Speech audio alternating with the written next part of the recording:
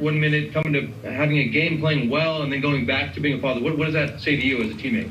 Man, you appreciate it. I mean, we would have respected him either way.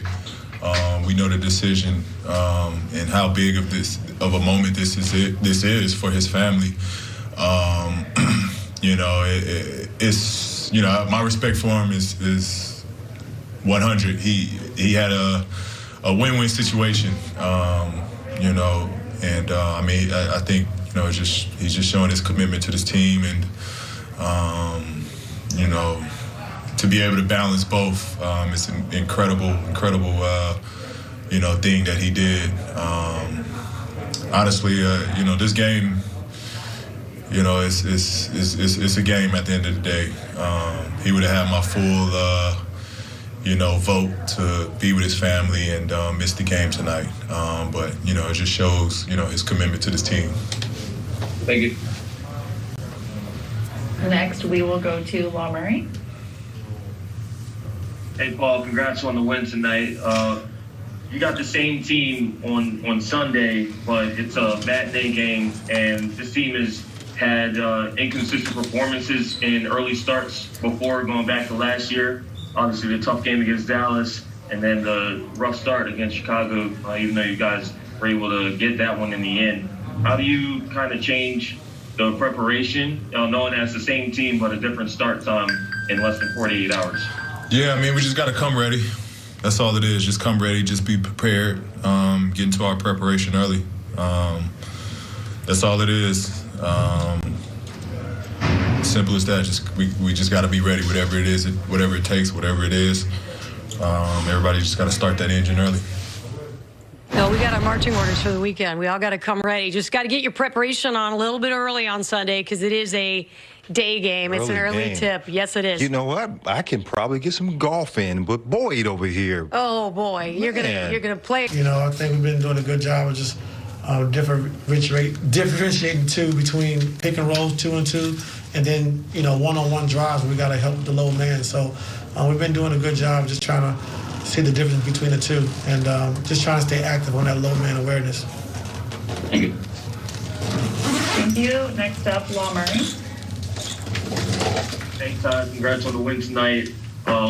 Looking ahead, you got the same team, but the start time on Sunday is earlier. And, over the last couple of years, this team has had some interesting matinee game performances. Obviously, the burn the tape game against Dallas, and then it took a while for you guys to get started against Chicago, even this season. So how do you get your guys ready tonight to get ready for that next game? And are there any takeaways from the string of the inconsistent performances? Why don't you let me know, Love? I don't really know. Why don't you help me out with that? Hey, I know I'm going to set my alarm a little earlier for that. Yeah. No, we'll be good. I just think early games, and then with the later testing and how things are going, just to try to make sure the games happen. We just got to get our rest, and we just got to be focused. And today, in today's game, I thought we had a good flow and a good rhythm in that first half. And I told the guys that was my fault in the second half of not getting the same flow and not forcing movement in that second half. So we'll be ready. We're ready to play, and just got to do a better job on Shea. Thank you. We'll go next to Miriam. Hey, Ty, congrats, man. Nick Batum had himself a pretty good day today, all told. What'd you make of his effort and energy coming out, considering all that's happened in his world? It was great, just seeing him, have a beautiful daughter and then come back and want to play the same night. Just shows his dedication. It means a lot to the team, and just happy for him. Today was a big day for him, like you said. Thank you. Next, Andrew Gray. Hey, Ty, you talked about how throughout this year you've talked with guys on the team, kind of giving them reinforcement, whether it's Lou Williams, whether it's Luke Kennard, about how you have confidence in them, go out and play like they're used to. Did you have any kind of talk like that with Serge? Because he hadn't rebounded like this in a while. He hadn't shot like this in a while. This looked like it was one of his best performances of the year. No, just, Serge is a vet, so, he understands the game, and His whole philosophy is, getting PG and Kawhi and those guys open.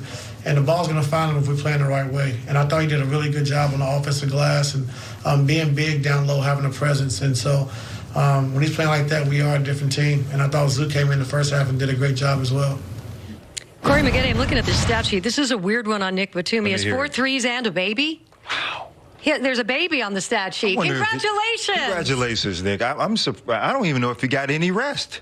You think he got any rest? No, what's interesting is, I guess, shortly after for Clippers Live, presented by Nissan.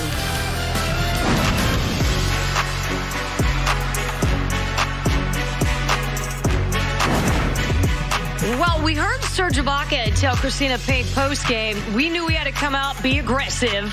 This is a young team.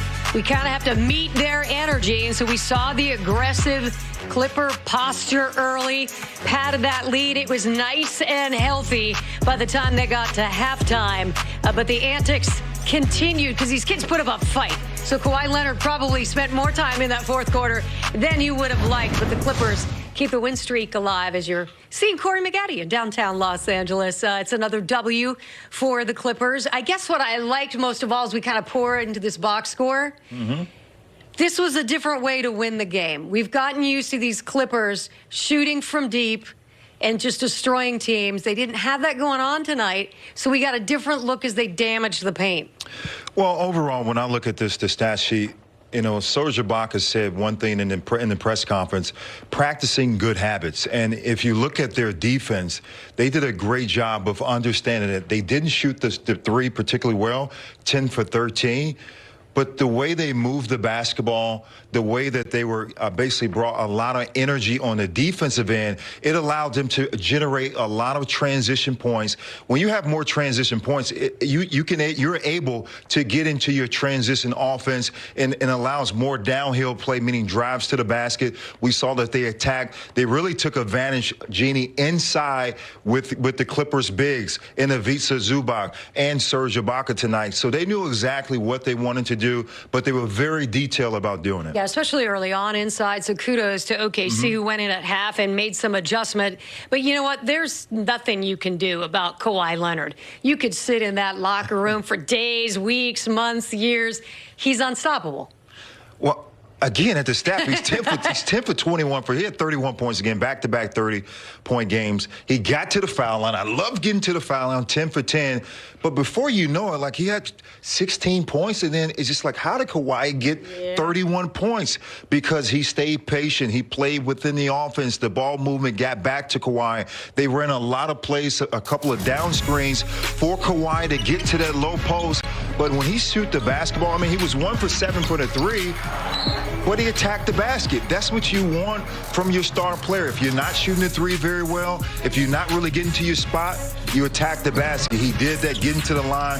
But right here, I love when he took advantage of the smaller defenders in that low post. That is his signature shot. To get down the mid-post, take advantage of that, look over the defense, pass, make some passes to his teammates, but he continues to do it every single game. That's why he's our Comrack's highlight of the night. No, by the way, he had 8 rebounds in there as well. So it's a superstar that's not afraid to roll up the sleeves and get in there and get dirty like he has to. And speaking of getting down and dirty, the defense, what did you think of the Clippers' D tonight? I love their defense. Okay, there we go. I love it. It's even better. I thought at times last year they had good defense, but this year is totally different. It's a lot more continuity. You can tell that they're talking a lot. And when you talk about your defense, it has to be a lot of communication on the floor. And if we look at this video, you see more communication.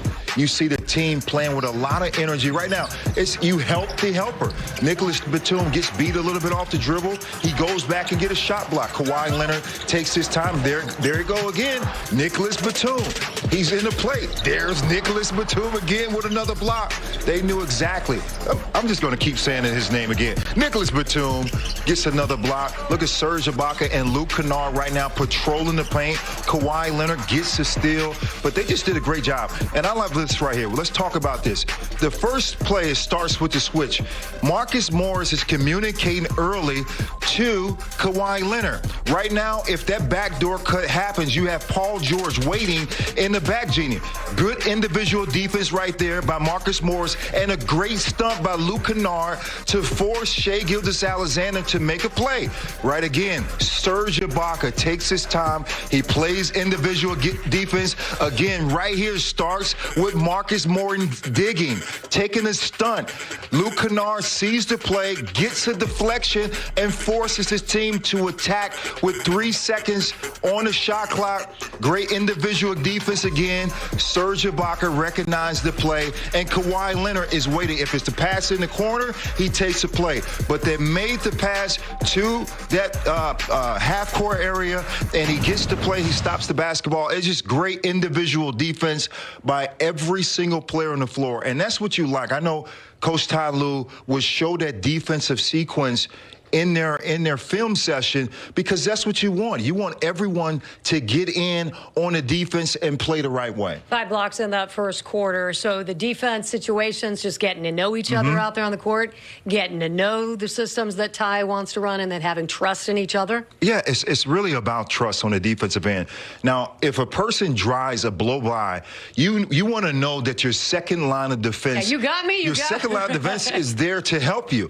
And during that last sequence of the film, you saw if a person got beat off the dribble, the next man up was waiting for that defensive or offensive player to make a mistake. And if you pass the basketball out, they're denying or digging. When you dig, you make that stunt to